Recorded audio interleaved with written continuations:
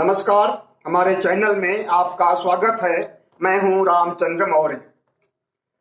भारत एक धर्मनिरपेक्ष राष्ट्र है और दुनिया का सबसे बड़ा लोकतंत्र भी। और इस लोकतंत्र की सबसे बड़ी खासियत यह है कि यह प्रजातंत्र है, विश्व का प्रजातंत्र, जिसे कि अपने संविधान पर नाज है, अपने देश पर नाज है और अपने देशवासियों पर नाज है। लेकिन उसी संविधान की मूल भावना के खिलाफ अगर कोई प्रधानमंत्री किसी धर्म विशेष को महिमा मंडित करे, बाकी धर्मों को नजरअंदाज करे, तो इसे आप क्या कहेंगे? अगर किसी धर्मनिरपेक्ष राष्ट्र का प्रधानमंत्री 2020 में किसी खास मंदिर के निर्माण के लिए पूजा अर्चना करे, नींव पूजा करे, तो इसे आप क्या कहेंगे? साथियों, हम ये नहीं कह रहे हैं कि प्रधानमंत्री मोदी को 5 अगस्त 2020 को राम मंदिर के लिए नींव पूजा, भूमि पूजन नहीं करना चाहिए था, और ना आज 13 दिसंबर 2021 को वाराणसी में विश्वनाथ धाम मंदिर परिसर में कॉरिडोर में स्थापित अन्नपूर्णा सहित अन्य शिवलिंगों का पूजन अर्चन करना और राष्ट्र को लोकार्पण करना गलत है। हम यह भी नहीं कहते हैं कि किसी भी सांस्कृतिक धार्मिक स्थल का विकास होना गैर जरूरी है, लेकिन हम ये जरूर कहना चाहते हैं कि भारत में एक ही धर्म नहीं है, बहुत से धर्म हैं। हिंदू धर्म है, जिसे कि ब्राह्मण धर्म भी कहा जा सकता है। लोग सनातन धर्म भी आजकल कहने लगे हैं, पहले तो हिंदू धर्म ही कहा जाता था। लेकिन हिंदुत्व की परिभाषा, हिंदुत्व का अर्थ, हिंदुत्व का महत्व, हिंदुत्व का इतिहास जानने के बाद उन्हें शर्मिंदगी महसूस हुई और उसे अब सनातन धर्म के नाम से जानने लगे। उसे हिंदू शब्द न तो वेदों में है, न पुराणों में है, न मनुस्मृति में है, किसी भी धार्मिक ग्रंथ में, यहां तक कि रामचरितमानस और वाल्मीकि रामायण में भी नहीं है। मुगल काल के अंत तक हिंदू शब्द को लोग जानते ही नहीं थे। अगर जानते थे तो अरब देशों के लोग जानते थे, मुस्लिम देशों के लोग जानते थे, जहां से मुगल आए थे वहां के लोग जानते थे और मुगल जानते थे। और उन्होंने जिस शब्द का इन सनातन धर्मियों के खिलाफ और हिंदू धर्म का नामकरण किया, हिंदू नाम दिया, यहाँ के जन समुदाय को, यहाँ की एक खास आबादी को, यहाँ के एक एलीट तबके को, यहाँ के एक प्रभुत्व संपन्न जाति विशेष को अगर उन्होंने हिंदू कहा तो उन्होंने गलत अर्थों में कहा, और हिंदू का जो अर्थ होता है उसे पब्लिक मंच पर बताना सही नहीं होगा। आप गूगल कर सकते हैं, वहां आपको पता चल जाएगा कि हिंदू का क्या अर्थ होता है। साथियों, हमें किसी धर्म विशेष पर गलत टीका टिप्पणी नहीं करनी है, बल्कि आज जो प्रधानमंत्री ने लोकार्पण किया है राष्ट्र को, हम उस पर कुछ चर्चा करना चाहते हैं और उससे निहितार्थ अन्य धर्मों के बारे में, उनकी सोच के बारे में, उनकी मंशा के बारे में बताना चाहते हैं। साथियों, 5 अगस्त 2020 को जब राम मंदिर के लिए भूमि पूजन, नींव पूजन हुआ था, तो वो भी कार्यक्रम आज की तरह ही था, बल्कि आज से भी व्यापक था और आज से ज्यादा महत्वपूर्ण था।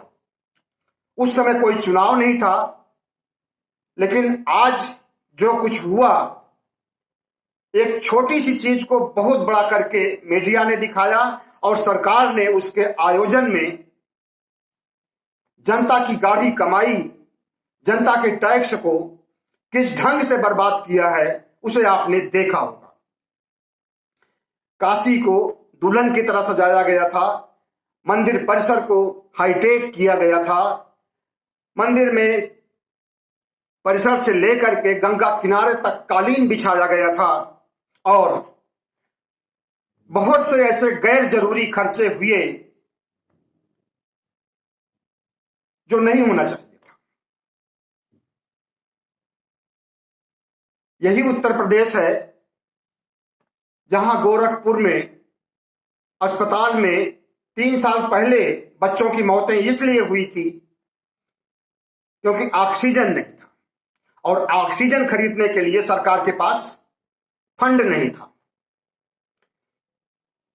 इसी उत्तर प्रदेश में कोरोना काल में, कोरोना की दूसरी लहर में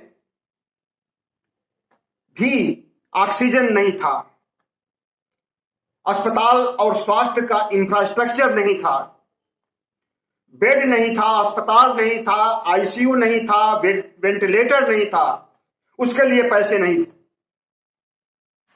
लेकिन उत्तर प्रदेश के मुख्यमंत्री के पास अगर इलाहाबाद, जो आजकल प्रयागराज के नाम से जाना जाता है, इलाहाबाद में कुंभ मेला आयोजित करना होता है तो 400 करोड़ रुपए का फंड हो जाता है। अयोध्या में दिए जलाने होते हैं तो करोड़ों रुपए का फंड हो जाता है। वाराणसी में चुनावी ड्रामा या पॉलिटिकल ड्रामा या धार्मिक ड्रामा करना होता है तो फंड की व्यवस्था हो जाती है। लेकिन प्रदेश की निरीह, गरीब, लाचार जनता के स्वास्थ्य के लिए, महामारी से रक्षा के लिए उत्तर प्रदेश के पास फंड नहीं होता। साथियों, आप ये खुद निर्णय कीजिए कि जिसे आपने चुन करके भेजा है कल्याणकारी काम करने के लिए, राज्य को विकास के मार्ग पर ले जाने के लिए, राज्य को अग्रसित होने के लिए और सर्वांगीण विकास के लिए, जिसे आपने चुन करके भेजा था 2017 में, उसने 2017 से अब तक धार्मिक पाखंड पर कितने हजार या कितने लाख करोड़ रुपए खर्च किए और जनता की मूलभूत समस्याओं पर कितने खर्च किए, इसका आकलन कीजिए। इसके लिए कोई आंकड़े इकट्ठे करने की जरूरत नहीं है। जो आपने आंखों से देखा है और जो आप देख रहे हैं, जो आज भी आपने देखा है, इस पर जरूर चिंतन कीजिए। तो लगेगा कि हमने किसी गलत मुख्यमंत्री को या किसी गलत सरकार को या किसी गलत पार्टी को चुन करके भेज दिया था। उस बारे चुनते समय तो मुख्यमंत्री का चेहरा भी नहीं था, इसलिए यह कहना गलत होगा कि आपने मुख्यमंत्री को बनाया है। आपने तो विधायकों को जिताया है और मुख्यमंत्री को तो बीजेपी के हाई कमान ने बनाया है, आरएसएस ने बनाया है। और आरएसएस और हाई कमान ने जिस शख्स को मुख्यमंत्री बनाया है और आगे भी बनाने की घोषणा कर रहा है, वो मुख्यमंत्री, उस मुख्यमंत्री के पास जनता की स्वास्थ्य सुविधाओं के लिए पैसे नहीं हैं, बेरोजगारों की बेरोजगारी दूर करने के लिए पैसे नहीं हैं, महंगाई पर कंट्रोल करने की नीयत ही नहीं है, कोरोना से मारे गए मासूम लोगों के परिजनों के आंसू पोंछने के लिए उसके पास वक्त नहीं है और कोरोना से मारे गए मृतकों के पीड़ितों परिजनों को सहायता राशि देने के लिए उसके पास फंड नहीं है। लेकिन धार्मिक कृत्य या धर्मांध गतिविधियां चलाने के लिए उत्तर प्रदेश सरकार के पास फंड की कमी नहीं है। तो साथियों, आपने देखा हमारे प्रधानमंत्री जी ने आज कितनी सफाई से भाषण दिया और इन खर्चों पर ध्यान न दे करके, बल्कि भक्तिमय, आस्थामय, श्रद्धामय हो करके देश को संबोधित किया। साथियों, श्रद्धा से, भक्ति से, धर्म से पेट नहीं चलता है, पेट नहीं भरता है और जिंदगी नहीं चलती है। उसके लिए जरूरी है, पेट के लिए जरूरी है भोजन, वस्त्र और मौलिक सुविधाएं, दवाइयां, शिक्षा, सब कुछ चाहिए। अगर धर्म को त्याग दिया जाए और स्वास्थ्य या हेल्थ इंफ्रास्ट्रक्चर को बढ़ाया जाए, विकास की गंगा बहाई जाए और आसन्न समस्याओं को निपटाने के लिए मंसूबा बनाया जाए तो कोई नुकसान नहीं होगा। और अगर धर्म पर ही सब खर्च कर दिया जाए तो न तो बेरोजगारों की बेरोजगारी दूर हो सकती है और न महामारी से बचाव हो सकता है और न गरीबों की गरीबी दूर हो सकती है और न किसानों की समस्याएं दूर हो सकती हैं। तो आज हम जिस माहौल में और जिस सरकार के छाया तले जी रहे हैं, आपको सोचना होगा कि क्या वो आपके लिए सही है, क्या वो आपके लिए कल्याणकारी काम कर रही है, क्या वो भारतीय संविधान की रक्षा कर रही है। भारतीय संविधान में निहित है कि भारत धर्मनिरपेक्ष राष्ट्र है। धर्मनिरपेक्ष का मतलब यह नहीं होता है कि नास्तिक राष्ट्र है। धर्मनिरपेक्ष का यह मतलब होता है कि सभी धर्मों का सम्मान होना चाहिए।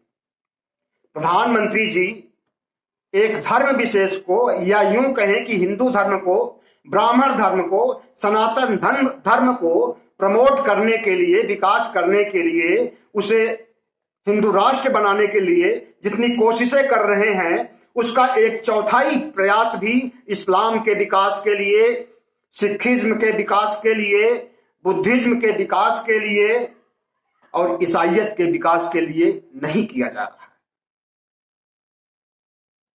अगर धर्मनिरपेक्ष राष्ट्र है और संविधान में आस्था है, लोकतंत्र में आस्था है, तो क्या प्रधानमंत्री को ऐसा करना चाहिए कि एक ही धर्म विशेष को प्रमोट किया जाए, आगे बढ़ाया जाए और बाकी धर्मों को छोड़ दिया जाए?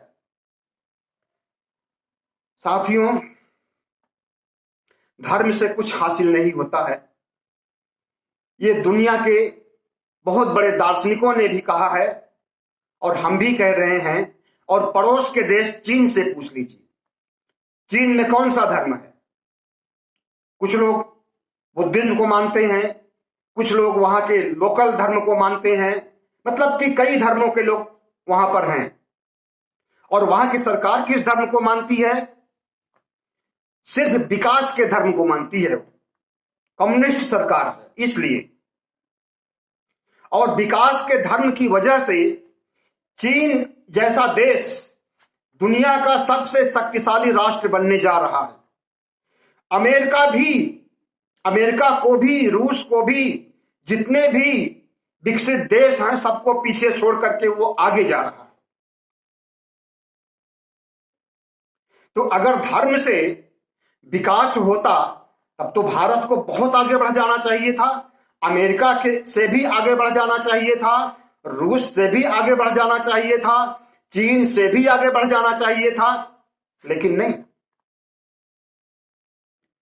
भारत में धर्म के नाम पर, आस्था के नाम पर फिजूल खर्ची की जाती है और लोगों को, यहां के निचले तबके के लोगों को, जिन्हें शूद्र कहा जाता है, यहां के बहुजन समाज के लोगों को, यहां के मूल निवासियों को गुलाम बनाए रखने के लिए और शोषण करने के लिए, उनसे सेवा करवाने के लिए धर्म का धंधा चलाया जा रहा है और वो धर्म का धंधा खूब फल फूल भी रहा है।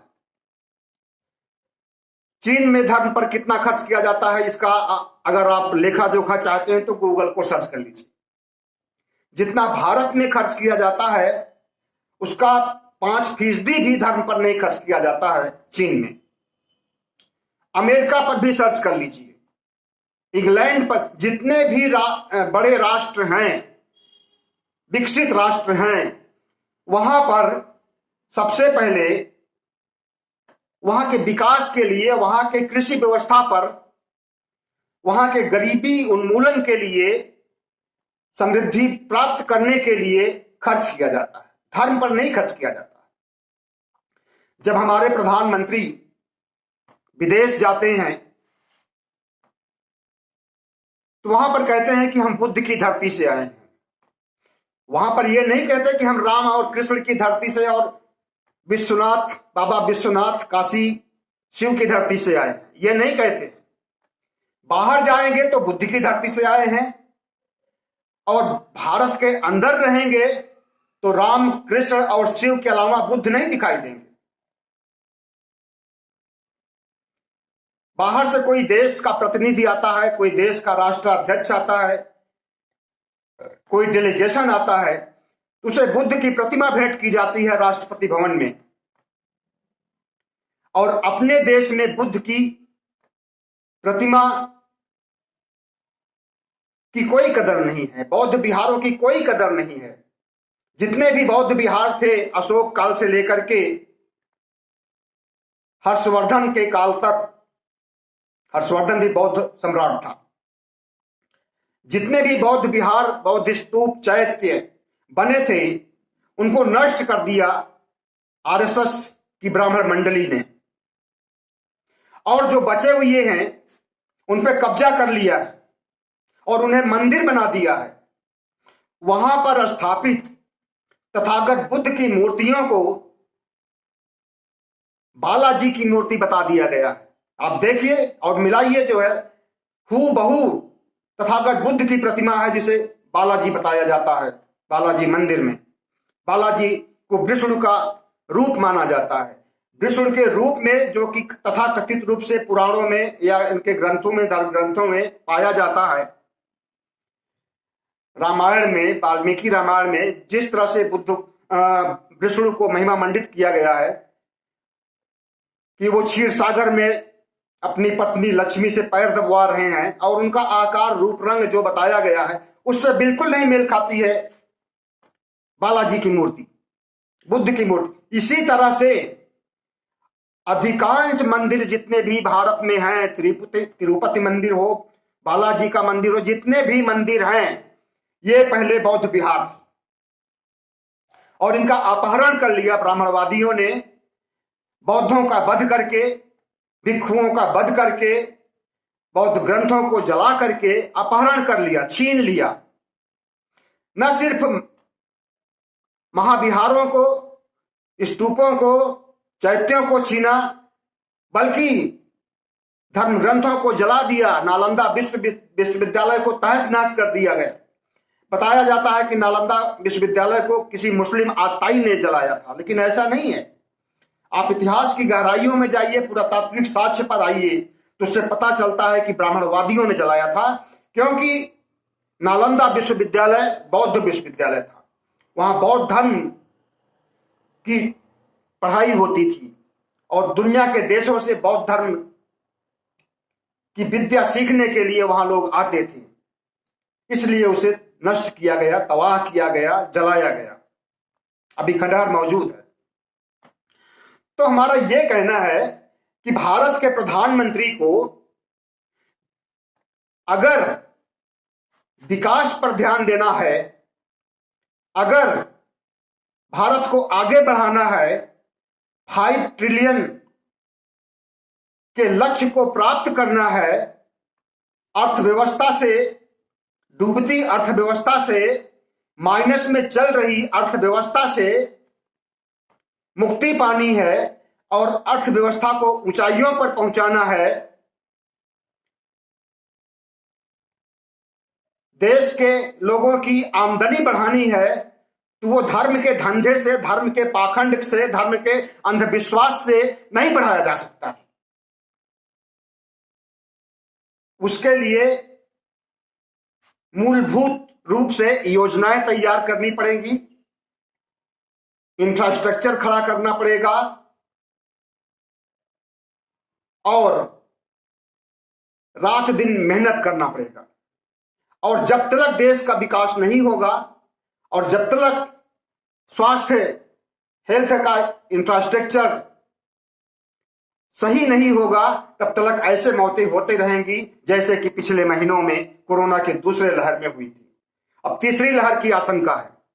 तीसरी लहर के बारे में वैज्ञानिकों का कहना था कि अक्टूबर नवंबर में आएगी। अक्टूबर नवंबर बीत गया है और कोरोना का नया रूप वेरिएंट ओमिक्रॉन आ गया है और अब भी वैज्ञानिक कह रहे हैं कि जनवरी के मध्य या फरवरी तक तीसरी लहर आ सकती है।